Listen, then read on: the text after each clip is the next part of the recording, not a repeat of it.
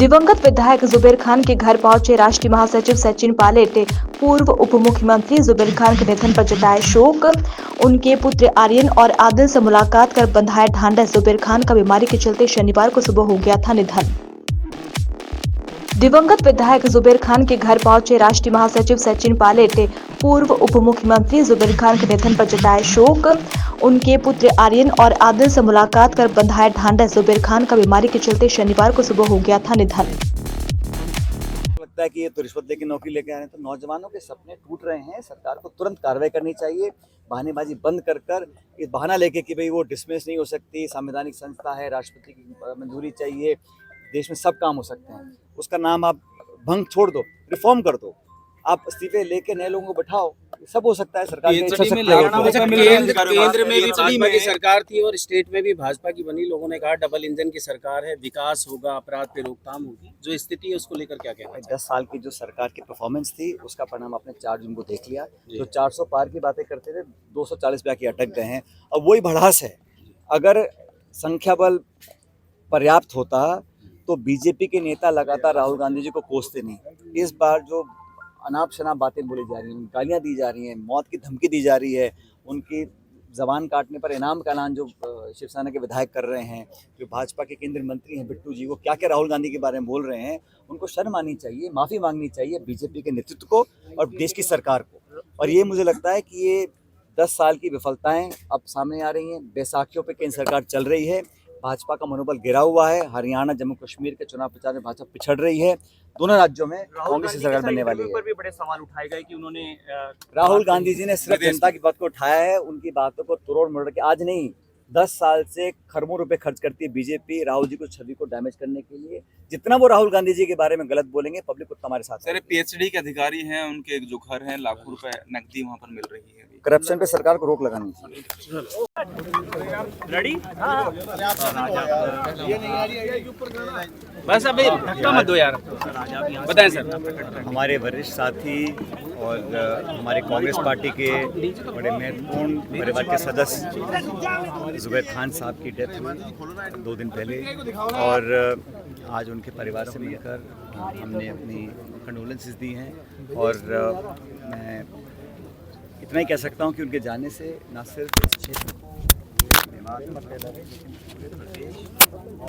और क्या करें पार्टी को बहुत क्षति पहुंची है, क्योंकि जुबेर खान जी बहुत कम उम्र से फेस तो देखने दो। छात्र संघ की राजनीति से, एनएसयूआई से, यूथ कांग्रेस से, कांग्रेस पार्टी के संगठन से, ऑल इंडिया कांग्रेस कमेटी में हर जगह उन्होंने बहुत इंपॉर्टेंट रोल अदा किया और एक कमिटेड कांग्रेसमैन पूरे जीवन भर अपने अंतिम सांस तक उन्होंने पार्टी के लिए जो कुछ हो सका उन्होंने किया।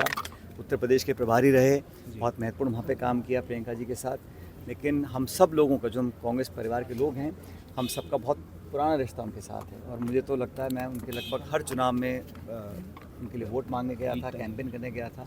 तो साथिया जी, उनके दोनों बच्चों को हमने आज अपना शोक प्रकट किया है, श्रद्धांजलि दी है। उम्मीद करता हूं कि इस क्षति को पूरा करने की जो हिम्मत और ताकत ऊपर वाला देगा वो उनको ज़रूर मिलेगी और हम सब उनके परिवार के साथ हैं। लेकिन निश्चित रूप से इस पूरे इलाके के लिए, क्योंकि वो बहुत एक बेबाक और एक समझदार जुझारू व्यक्ति थे और एक धर्मनिरपेक्ष व्यक्ति थे, एक सेकुलर व्यक्ति थे, उन्होंने सबको साथ रखकर चला हमेशा और उनकी विचारधारा में कभी कोई डाइल्यूशन नहीं आया। उन्होंने सबको बराबर का इज्जत, सम्मान, प्यार, मोहब्बत दी और इसलिए इतने सब लोग उनके जाने के बाद शोक प्रकट करने के लिए उनके घर पर आ रहे हैं। सर, बुलडोजर पर रोक लगा दी गई है। सर, सुप्रीम कोर्ट ने एक आदेश दिया है।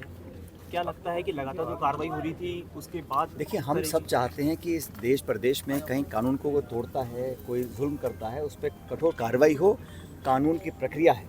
लेकिन अक्सर हमने देखा था कि सत्ताधारी जो दल हैं ये कहीं ना कहीं अपनी ताकत दिखाने के लिए इस प्रकार के कामों को अंजाम देते थे। अगर कोर्ट ने इस पर रोक लगाई है तो बहुत सोच समझ के लगाई होगी।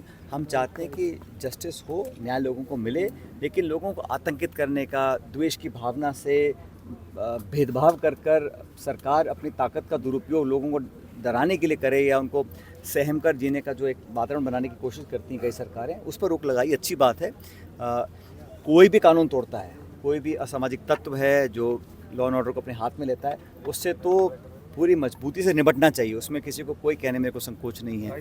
लेकिन जो सुप्रीम कोर्ट ने अगर आदेश दिया है तो मैं इसका स्वागत करता हूं, क्योंकि ये कहीं ना कहीं लोगों को आईना दिखाया है जो कानून के सीमाएं लांघकर अपनी ताकत दिखाना चाहते थे। सर ये स्मृति में कोई सड़क और ये कहीं पर भी हो, चाहे राजस्थान हो चाहे पूरे का कोई कौन ना हो, सुप्रीम कोर्ट का अगर कोई स्टेटमेंट या जजमेंट आए सब मोदी पे लागू सरकार होगा। का dream project Delhi Mumbai express पर लगातार गड्ढे हो रहे हैं और वो गड्ढे अब सामने आने लगे हैं, एक्सीडेंट वो आप देखिए ना, ट्रेन के कितने एक्सीडेंट हुए हैं, देश के कितने एयरपोर्ट्स की छतें गिर रही हैं, यहाँ तक कि बताते हैं कि मंदिर में भी अयोध्या में वहाँ पानी टपक रहा है, लीकेज हो रहा है। अभी शिवाजी महाराज की मूर्ति महाराष्ट्र में वो एकदम गिर गई, उसके लिए प्रधानमंत्री माफ़ी मांग रहे हैं। तो इंफ्रास्ट्रक्चर 10 साल में जो इंफ्रास्ट्रक्चर की बात करते थे, आज कहीं ना कहीं वो पूरी सुई घूम गई है और सबको नज़र आ रहा है कि गुणवत्ता कहाँ पर है, कितनी लापरवाही से कामों को किया गया है।